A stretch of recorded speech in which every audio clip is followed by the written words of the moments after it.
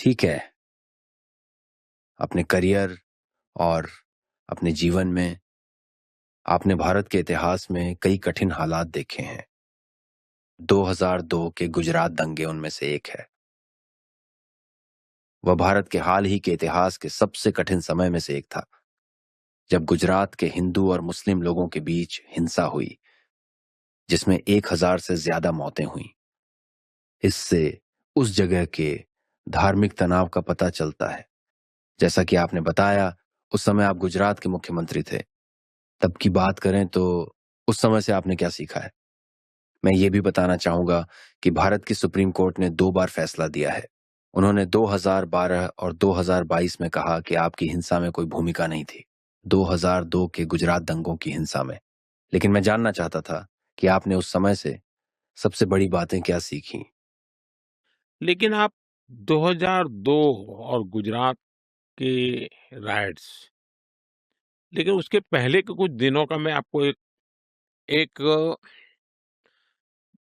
12-15 महीने का एक चित्र आपके सामने पेश करना चाहूँगा, ताकि एक आपको अंदाज़ आ जाए कि क्या स्थिति थी। जैसे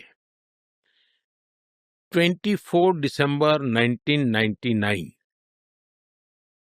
यानी 3 साल पहले की बात है। काठमांडू से दिल्ली जो फ्लाइट आ रही थी, वो हाईजैक कर करके अफ़गानिस्तान ले जाया, कंधार में ले गए और भारत के सैकड़ों यात्रियों को बैन बनाया गया। पूरे भारत में एक बहुत बड़ा तूफान था, लोगों की ज़िंदगी और मौत का सवाल था। अब 2000 के अंदर हमारे यहाँ लाल किले में आतंकी हमला हुआ दिल्ली में। एक नया और उसके साथ तूफान जुड़ गया। 11 सितंबर 2001 अमेरिका में ट्विन टावर पर बहुत बड़ा आतंकी हमला हुआ। उसने फिर एक बार दुनिया को चिंतित कर दिया, क्योंकि ये सब जगह पे करने वाले एक ही प्रकार के लोग हैं। अक्टूबर 2001 को जम्मू कश्मीर विधानसभा पर आतंकी हमला हुआ। 13 दिसंबर 2001 को भारत की संसद पर आतंकी हमला हुआ। यानी आप उस समय के एक 8-10 महीने की घटनाएं देखिए, वैश्विक स्तर की घटनाएं, आतंकी घटनाएं, खून खराबे की घटनाएं, निर्दोष लोगों की मौत की घटनाएं। तो कोई भी एक प्रकार से अशांति के लिए एक चिंगारी काफी होती है, स्थिति पैदा हो चुकी थी। ऐसे समय अचानक 7 अक्टूबर 2001 मुझे मुख्यमंत्री बनने का दायित्व मेरे सर पे आ गया अचानक, और वो भी मेरी सबसे बड़ी जिम्मेवारी थी। गुजरात में जो भूकंप आया था, उस भूकंप के रिहेबिलिटेशन के लिए बहुत बड़ा काम था, और पिछली शताब्दी का वो सबसे बड़ा भूकंप था। हजारों लोग मारे गए थे। तो एक काम के लिए मेरे लिए सीएम का काम मेरे जिम्मे आ गया। बहुत महत्वपूर्ण काम था, और मैं शपथ लेने के बाद पहले दिन से इस काम में जुड़ गया था। मैं एक ऐसा व्यक्ति हूँ जो कभी सरकार नाम से मेरा कोई रिश्ता नहीं रहा। मैं सरकार में कभी रहा नहीं। मैं सरकार क्या होती है जानता नहीं था। मैं कभी एमएलए नहीं बना, मैं कभी चुनाव नहीं लड़ा। मुझे जीवन में पहली बार चुनाव लड़ना पड़ा। मैं 24 फरवरी 2002 मैं पहली बार एमएलए बना, एक चुना हुआ जनप्रतिनिधि बना, और मैं पहली बार 24 तारीख को या 25 तारीख को या 26 तारीख को गुजरात विधानसभा में मैंने पैर रखा।